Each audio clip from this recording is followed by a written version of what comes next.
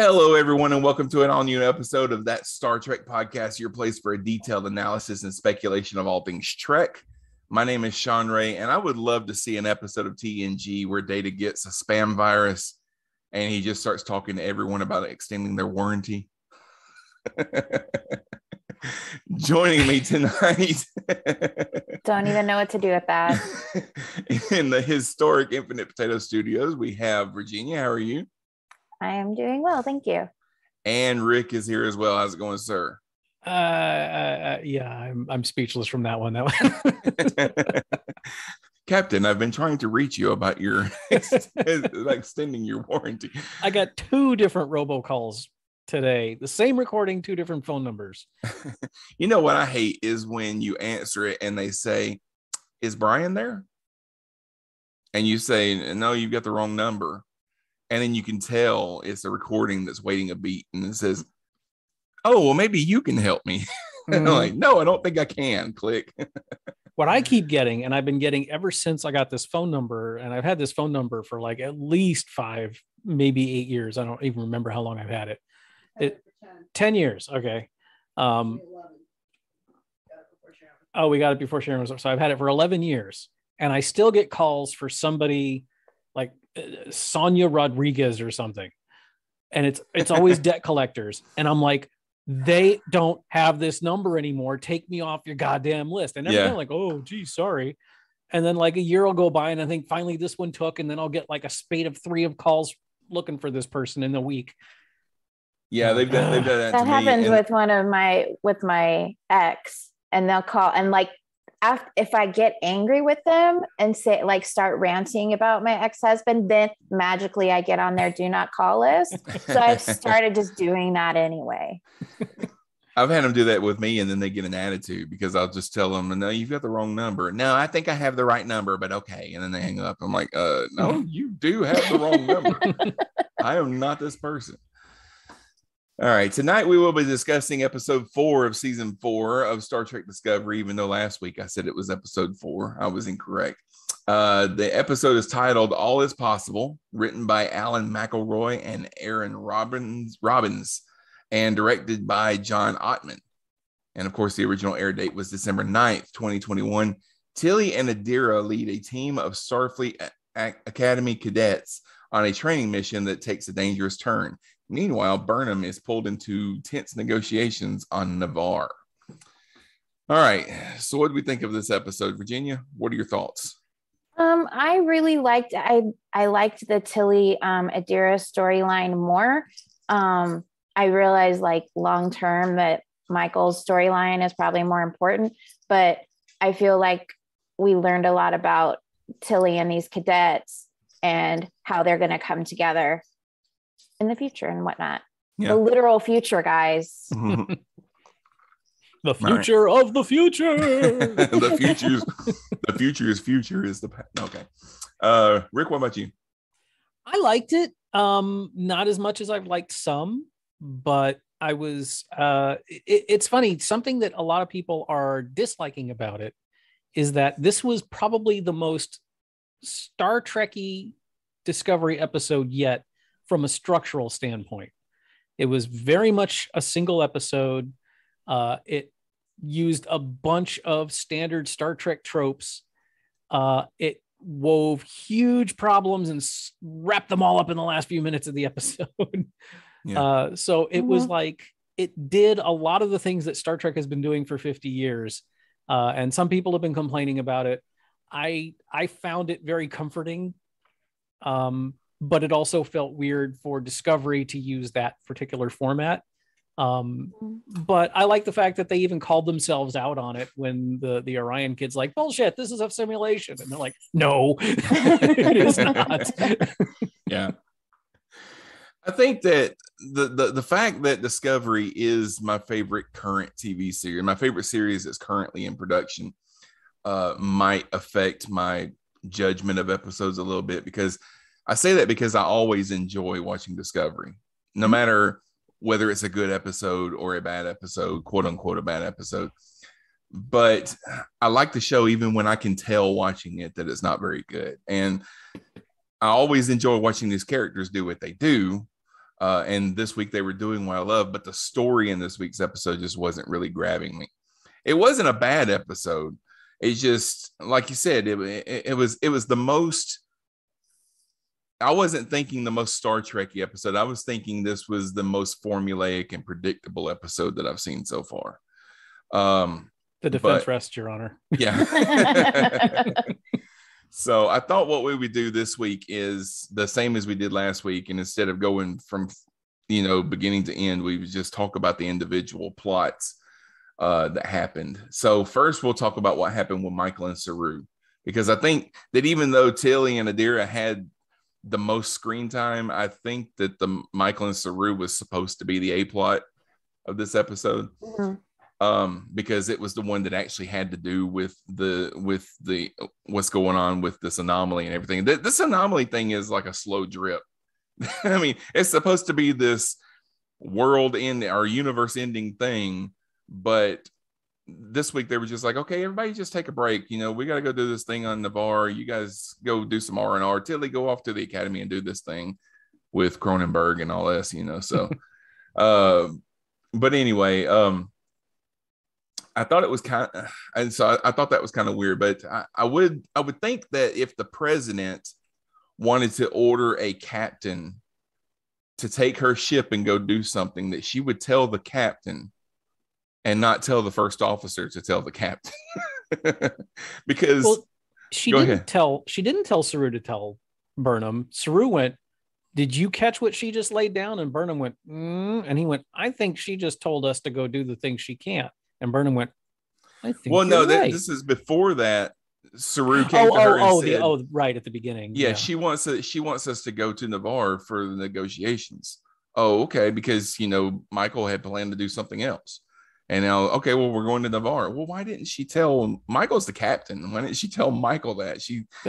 Maybe she was in the can when the call came through. Yeah, the president said, "Well, Saru, you just go tell her this." Tell her I said get her ass to Mars. No. So anyway, so Michael and Saru are pretty much ordered to be at the talks between the Federation and Navarre. They're trying to negotiate the terms that Navarre would enter back into the Federation, and Navarre will only agree to joining the Federation if they can have an exit clause, because they really don't trust anybody still. So that kind of makes everything fall apart. And Michael and Saru realized that they were actually invited to make persuasions and to do under the table talks, kind of thing. So the fact that Michael knows all the flowery things to say about history and purpose, and the fact that Tarina kind of has the hots for Saru, they're able to make a solution. And the solution was to create an independent council between the two parties, and Michael is in charge because she's in the Federation, but she also grew up on Vulcan for part of her childhood. So what'd you guys think of that part of the episode? I mean, it was a little forced, but it was still enjoyable. Yeah. I really enjoy the budding romance between Saru and Tarina. Oh, definitely. That's a lot of fun.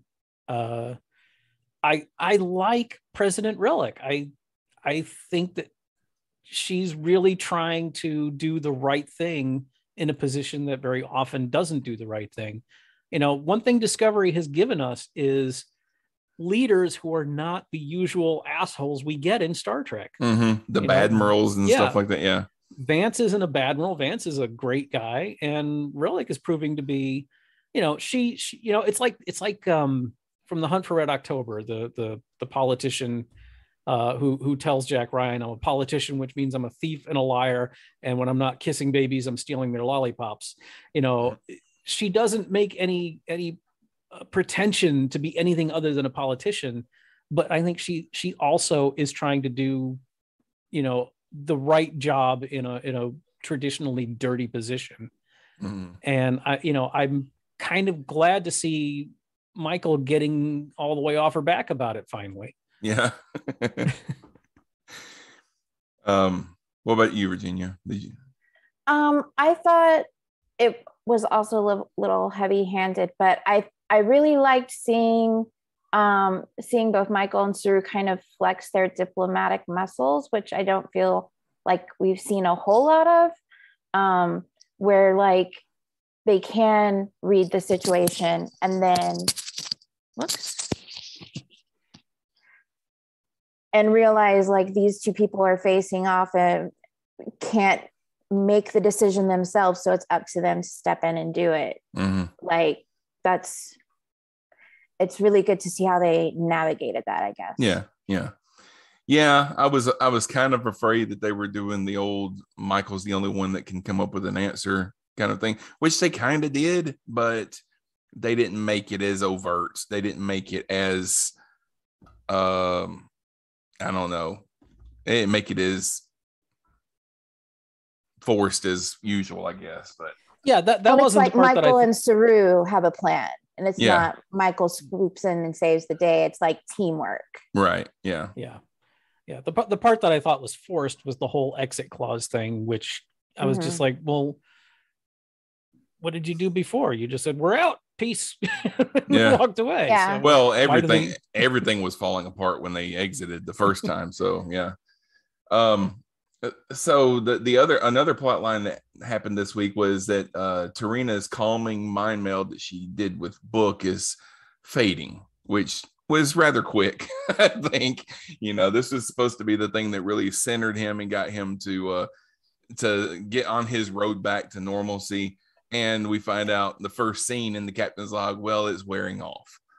I don't know how long those things are supposed to last, but I think it's only been a week. Well, we have no precedent for it. So. Yeah, that's true. Well, that wasn't the purpose of going in destroyed. there. It wasn't like she went in there trying to calm him or anything. She went in there to find information. Yeah, and it just happened to have a beneficial effect. So, hey, the kid smiled at me. Life is better. And then a week later, he's like, yeah, my whole planet's dead. This sucks. But Culber prescribes a Quasian healing ritual. Book doesn't want to do it. It's a cheap trick. It's rubbish because what it is creating this mandala with sand. It's based on some actual rituals that various cultures do. But it's he doesn't want to do it because it's using programmable matter. It's not the real thing. It's not really on his planet. It's not using the sand from his planet, all that kind of stuff. So all that's been destroyed. But what you find out by the end of the episode was that was the entire point of the exercise, because Hugh hits him with this hard truth that he's never going to feel that. I'm not even going to try to pronounce the word. The ceremony of the feeling, the connection of him with his planet that he has, he's never going to feel it again. And it's going to take him a long ass time to deal with that loss, So yeah, and Book presses on him. They start to have a bond, and he asks Culber about some of the things that he deals with, and if he wants to talk about it, and Culber says someday, so I know Culber says at one point in the episode, I'm not supposed to talk about I'm not supposed to talk about my personal issues when I'm dealing with yours, but they're sort of developing a friendship here. So it would be interesting if they do get into that, and if Book is able to figure out a way to use some of he has like these healing powers, and I don't know if it works now that his planet doesn't exist anymore, if he'll find a way to be able to tap into that using whatever life force is around him or whatever, other than just what's coming from his planet. But I don't think his powers came from Quasian. I mean, when we first saw him, he was mollifying a giant man-eating worm. Yeah Nowhere near Quasian. That's true. But I like this. I like that, one of the greatest criticisms Star Trek has gotten for the majority of the last 5 decades is that horrible, terrible things happen to the characters. And then, a week later, it's like it never happened. And, Discovery is all about consequences of what has occurred. They may still wrap things up a little patly, Detmer. you get one episode to be upset and then you got to be all better. Yeah. So at least we're getting a little more time with Book to deal with this situation. I mean, Leia was just kind of pissed off at the death of Alderaan. At least Book is appropriately traumatized, if that sounds terrible, but I think, if you just saw your entire planet destroyed underneath your ship, mm-hmm. Yeah, that's going to mess you up for a while. And I don't think it's unreasonable for, the Band-Aid of a mind meld to not last. Yeah. And I'm glad that they're dealing with it. I just want them to get back to what the plot that the season is supposed to be about, because the trailer and everything. Hold on. What's going on? I need to get in the closet. Hold on just a second. Thank you. She's got to get something out of the closet. Go ahead. Hey, what's all the noise going on out there in the... You have a 3-year-old grandbaby that we gave a nap today. He took a nap today. Now he's not wanting to go to sleep. Oh yeah.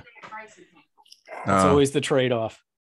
Yeah. I want you to take a nap, but not too long of a nap. Yeah, Oh my and God, not he too slept late. for 2 Not too hours. late in We're the day. screwed. Yeah, not too late in the day.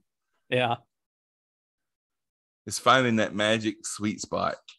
Hold on, It's like when you're in the car, it's 3 p.m. Sorry, he hasn't taken a nap, It's and you okay. look up in your rearview mirror and he's asleep in the car seat, and you're like, God damn it. Yeah. Okay.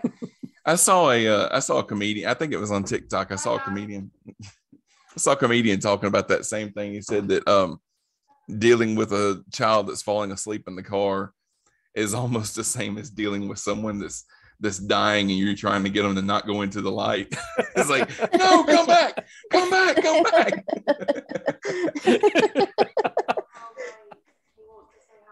All right. And Sharon is here, like buddy. me. Come here. Oh, He can't hear us, right? No, hold on a second. Papa. Hold on just a second. Let me. Say Papa Jacob. Yeah. Hi, Jacob. Speaks. All right. Can you say something? Hi, Jacob. There you go. Hi, Can you hear Jacob. him? Hi. Say hi. Hi. Can you see him? Say hi. Hi. They can see you. See those people on the screen? They can see you. I They're see talking to you. I see you. Say hi. He's so confused. Did you get a haircut today? I'm on camera. And Hi, Gracie. That's my daughter. Well, we are doing a show. Okay, we'll take him. Party at All right. Sean's house. Tell him bye-bye. Say bye-bye. Bye-bye. Bye-bye. Say bye-bye. Go with that Gracie, okay? Bye-bye. Go with that Gracie. Whoa. he's getting so big. Come here, kitty. Yeah, take her with you too. Kid in one arm, cat in the other. Yeah. Yeah, Sharon is just like me in that, like, when I get a chance to take a nap in the afternoon, Mhm. it's like 20 minutes tops. Yeah. But as long as I get to sleep and I actually get all the way to sleep, it really doesn't matter how much more time I get past that. And she was like, if she was out for 2 minutes in the car, there was no getting her down for the rest of the afternoon. Yeah. And so it'd be like trying to get home, and it's like, 1:15, don't go to sleep. You start turning the music up and stuff, and then you get pulled in the driveway and she's out, and you're like, damn it. Yeah. He was, we had to get up early this morning. We had an appointment this morning. And so we got back around lunch, and he was so tired. He was crying, he was whining and everything. And then he was fighting, wouldn't go to sleep. And then he conked out. I'm not sure how long he was asleep, because I fell asleep too. But, all right, where were we? Quajon. Yes. We were on Quajon? Well, we were talking about Quajon. We were talking about how Book is appropriately traumatized for having his planet explode beneath his feet. Yeah. And I also I'm interested in seeing more about Culber. What all was Culber? I mean, because I know Culber's been through a lot, but I'm not sure exactly what he was referring to when he was saying, things that he'll talk about in the future or whatever. I mean, he has kind of been to the other side. Yeah. Yeah. Did he see the koala is what I want to know. Yeah, he hasn't really had a chance to they haven't really explored that since he came back. They were really sorry that they killed him in the first place, and they wanted to kind of get past all that. All right, they get him back to normal. Let's just go on. Okay, so the big storyline, even though it's not the A plot, the big storyline was the fact that Tilly and Adira went to Starfleet Academy to help with some training exercises. And once they got to the academy, David Cronenberg, Dr. Kovich, his job keeps changing too, because the last time we saw him, he was in charge of like creating holograms, and he knew a lot about Section 31 and all this kind of stuff. And now all of a sudden he's in charge of the academy. Well, there's only like 6 guys in Starfleet so at this point. He would have you believe. Yeah. But I do David Cronenberg, I know he's very monotone and kind of milquetoast or whatever, but I like his aesthetic that he's bringing to when he comes on screen. I like to hear him talk, even though it's very one note, I'd be afraid of being sent to him to, get to the dean's, to the president's office. No. So he briefs Tilly on the problems of getting cadets to work together after they all grew up disconnected because of living in the post-burn era. And he warns her that this simple team building exercise is about the very future of Starfleet. But no pressure, Tilly. No pressure. Yeah. So the exercise has Tilly and Adira taking 3 squabbling cadets on a shuttle to do some fun. Well, Tilly thinks it's fun anyway. They're doing an orbital scan of a nice little desert moon, but then they get hit by a gamma ray burst, and the shuttle crashes into the wrong moon. And it's a class L moon. It has an oxygen atmosphere, but it's very it sucks otherwise. Yeah, not friendly for life, So inhospitable. It's icy. There's lots of rocks and all that kind of stuff. And now they've got a broken shuttle, and the pilot gets killed. And they've got no way to call for help once they get down there. So and there are killer giant bug things. There are killer tentacle monsters that are attracted to tech, so they have to shut everything down. Plus the Orion and the Tellarite don't get along, and they have a simmering historical post-burn blood feud going on. So here's your team. Emerald Chain things. The Tellarites family was oppressed by the Emerald Chain, and so Tellarite just hates all Orions. And the Orion kid, it later turns out, is his father was one of the good Orions who was fighting against the chain and got killed for it. But of course, we have to get 2/3 of the way through the episode before Tilly finally drops the knock it off bomb on them. Yeah.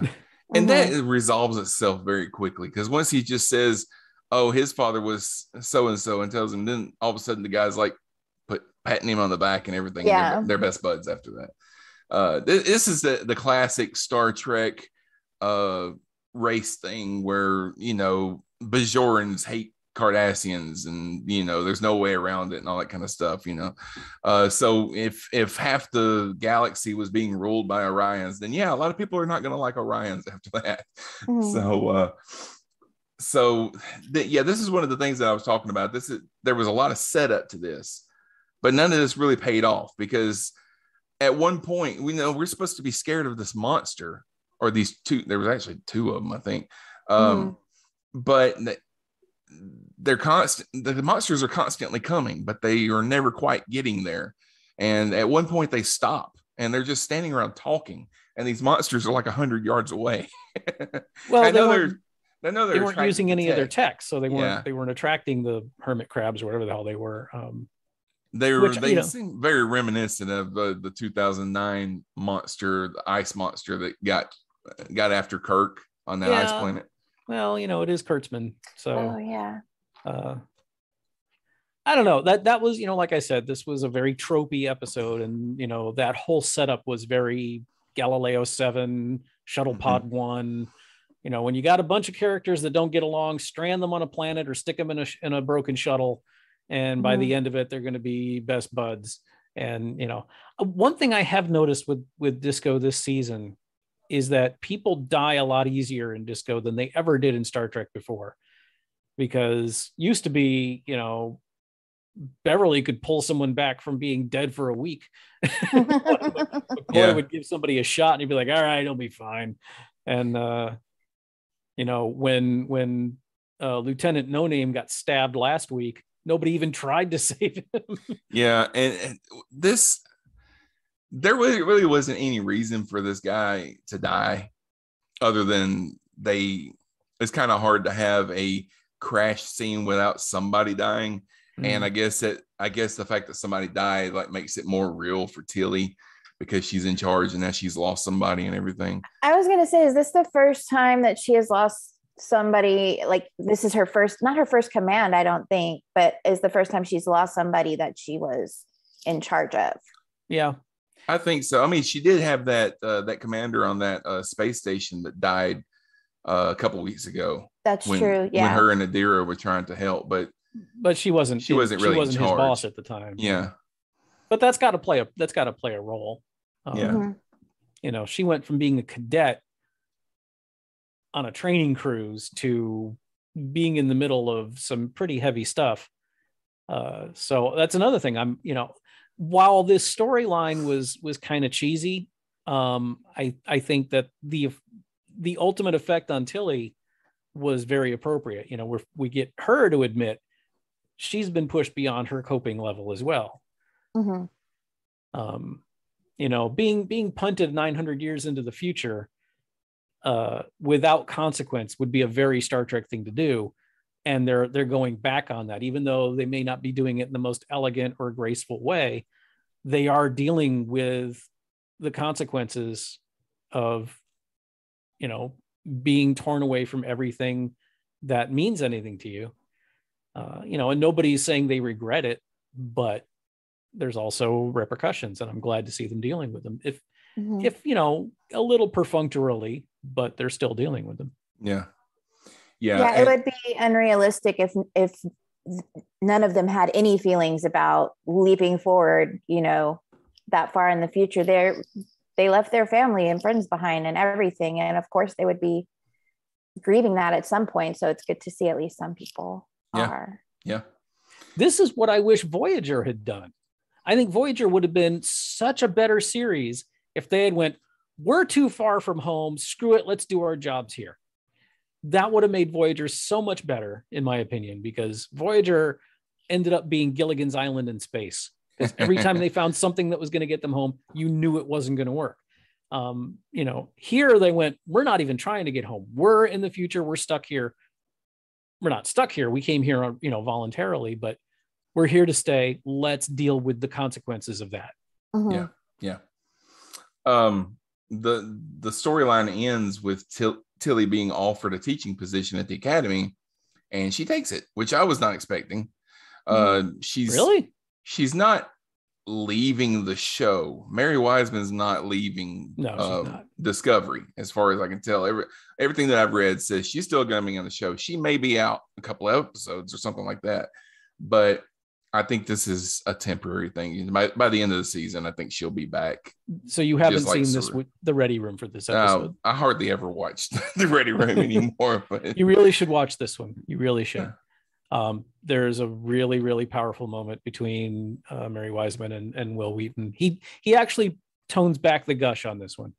But at the end of the episode, okay, he read my email. No. at the end of the interview with her, and as I've said before, I tend to check out when actors are on, but because of what happened in this episode, I watched the whole thing, and I'm glad I did. I'm really glad I did. I'm just saying, folks, watch the Ready Room, watch this week's. But he did flat out say, Tilly's coming back, right? And she said, yeah. Yeah. So it's just like at the end of last season when Saru was leaving, they asked everybody behind the scenes, yeah, he's coming back. I mean, he's not going anywhere. This is going to be a couple episodes. He'll be back, so. Yeah. Tilly is a fan favorite. They're not going to, and I don't think she's going to be even off for a couple of episodes. I'm sure we will see her teaching and maybe being dissatisfied with it or something, or coming up with something, just because she's not on the Discovery doesn't mean she won't be on the show. Yeah. I really hope that we get to find out more about Gray. And we only got that one scene at the beginning about Gray, but now that he has a body and everything, I'd really like to see him become, I know he's not going to become part of the crew because he's not an officer or whatever, but I'd like to see him become part of the group, and have something to do other than just, oh, I have a body now. I'm going to go dance and, I'm going to go get something to drink. I haven't drank anything in a couple of years or whatever. So yeah, I'd like to see that happen, but that's to be seen. If that storyline just kind of falls by the wayside, I hope not. How did you feel about the interactions between Tilly and Adira, especially as they were crashing? Where both Adira and the other girl on the shuttle were like, "We can fix this," and Tilly was like, "No, sit down. We're gonna crash, and you're gonna like it." Yeah, I was surprised that the pilot became. The pilot wasn't dead yet. The pilot didn't die until they actually crashed or whatever. But the pilot became incapacitated. And the other girl said, I have pilot training. Until he was like, I don't care. Sit down. Let her try. Yeah, that was a little surprising. Because that's not something that would have been done to Tilly when she was a cadet. She was allowed to try things. I don't know why she did that. And she also kind of but even before they crashed, she told Adira, you're going to be part of this group. And Adira was like, I thought I was going to be like your assistant. Like, no, sit down. Yeah. Well, I wonder how much of that was just her being like abrupt and how much of it was Adira needs to make friends, Yeah, that's that true was too. kind of her, like, that's sort of the unspoken goal. Well, maybe more spoken goal between them and Gray towards the beginning was Gray was trying to push Adira to like, you need to get out and meet people. And that's what I want to do. And Adira's like, I'm very shy and whatever. So I wonder how much of that Tilly picked up on, if any. It was just like, go be with these people. Yeah, they that's one of the things that they never really dealt with Wesley, that when you're a super smart genius kid and you spend all of your time working around adults, it's like the Doogie Howser effect. You're working around adults all the time. You're as smart as they are, if not smarter. Then it's easy to not think of yourself as the age that you actually are, and not make friends. So you age a lot faster, I guess. But yeah, that's one thing that they never really dealt with Wesley, because like his best friend was Geordi, and Geordi was 20 years older than he was. And there were a lot of kids on the Enterprise. Yeah. That's why whenever he met a girl, he didn't know what to do. He couldn't talk because he spent all of his time around Geordi, and Geordi didn't know what to do around girls either. Well, she also tended to either be a were-monster or yeah. One thing. Oh damn! I lost it. Something about Adira making friends. Wesley. Shoot, I lost the thought. Hopefully it'll come back. Okay. I'll just go into I got a list of trivia for this episode. This is the 4th Discovery writing credit for co-executive producer Alan McElroy, who joined the series in season 2, and it's the first one for Eric Robbins, who joined as a writer's assistant season 3. And this was the first time directing Star Trek for John Ottman. He's primarily known as an editor and a composer for feature films like Bohemian Rhapsody. I remember it. Go ahead. I remember.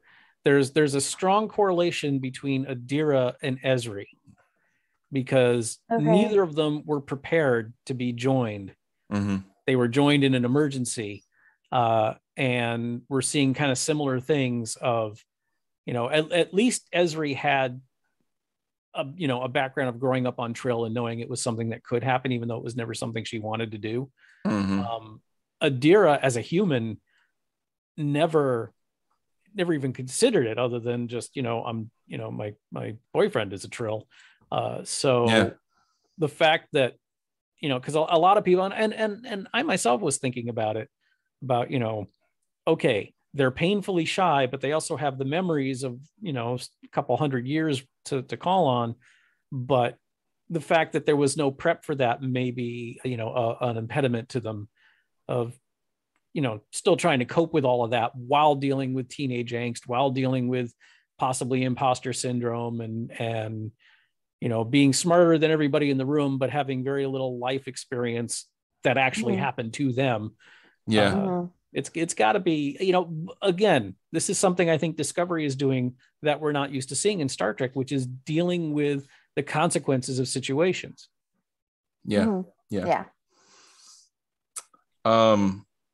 Theta Helios is a new Star Trek planet, but in 1969 there was a Star Trek comic strip that did feature the USS Enterprise visiting the Alpha Helios star system.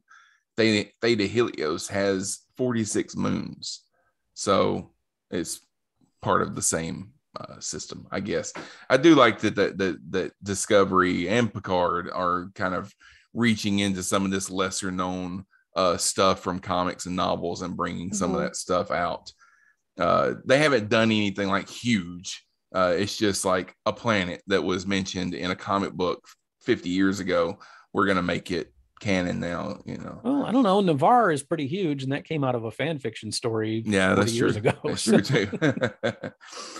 Helios is the Greek god of the sun, and Kokitos, the moon where they crashed, is named for one of the 5 rivers encircling Hades in Greek mythology.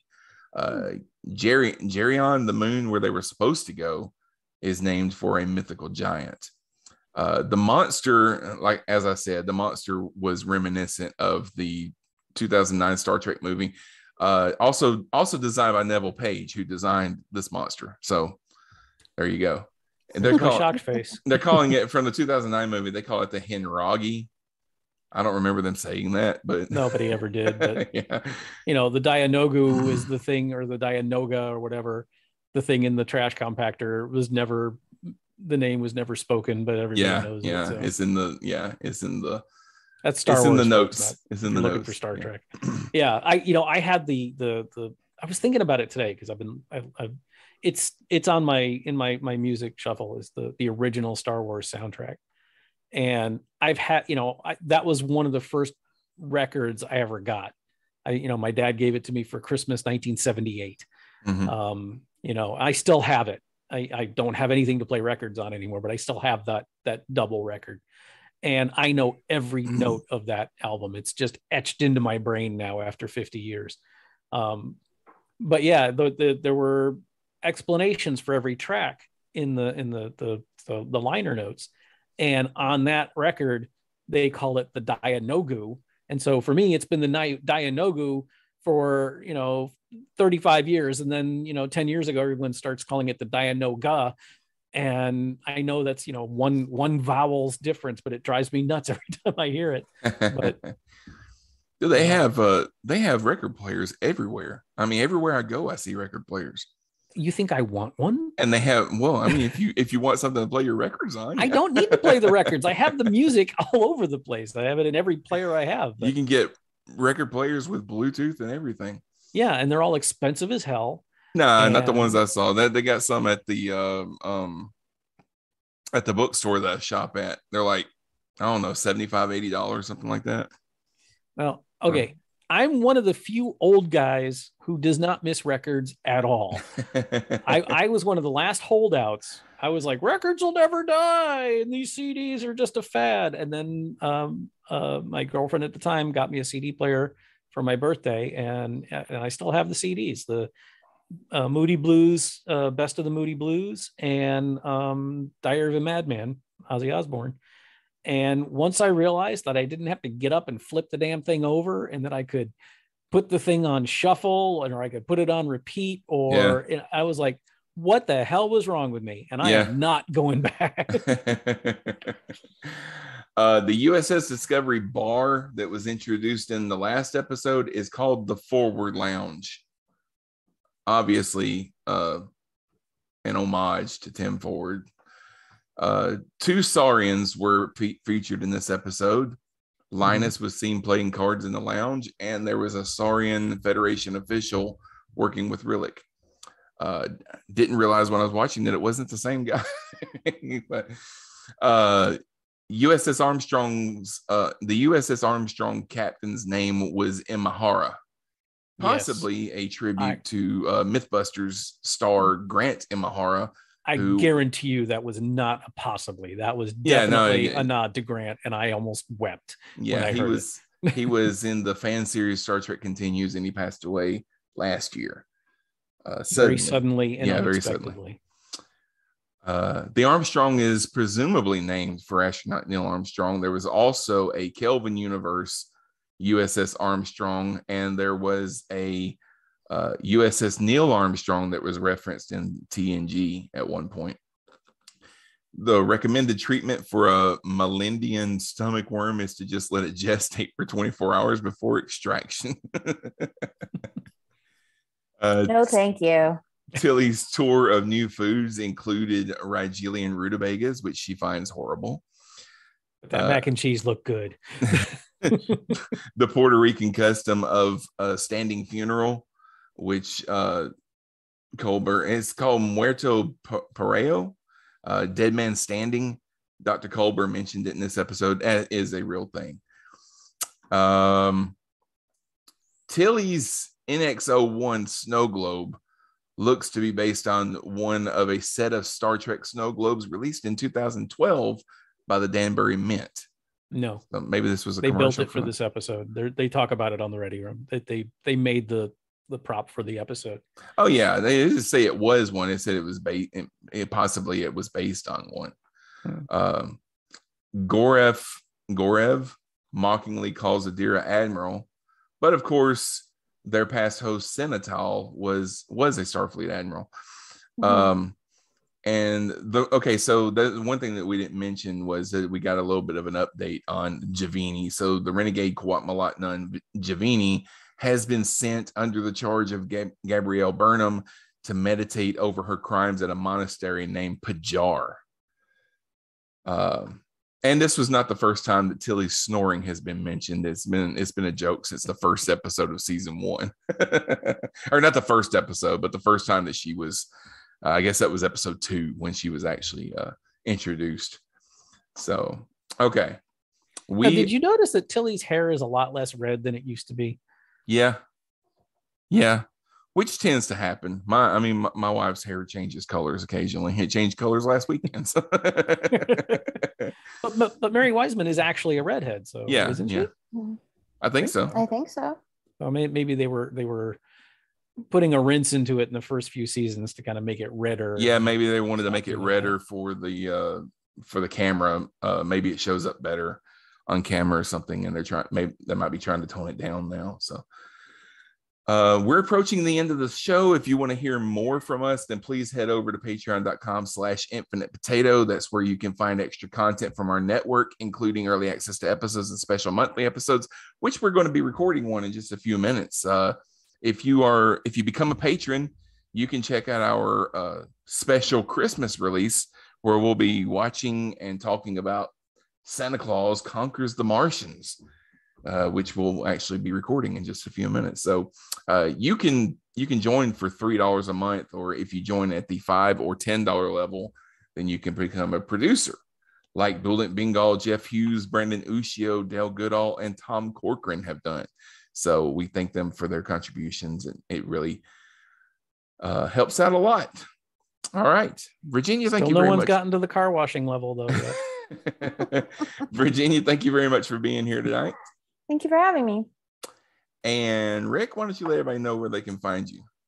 You can find me hopefully eventually doing other shows, but right now on here and on the Cosmic Potato, the Super Fan Talk podcast, and also occasionally on Captain Game Show. All right.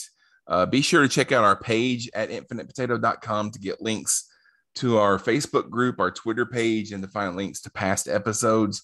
Our email is also there, so you can let us know what you thought of this episode and what you thought about our thoughts about this episode. So we will be back next week to discuss episode 5, which is titled The Examples. Hopefully you'll join us. Until then, remember, there is a difference between enduring and thriving.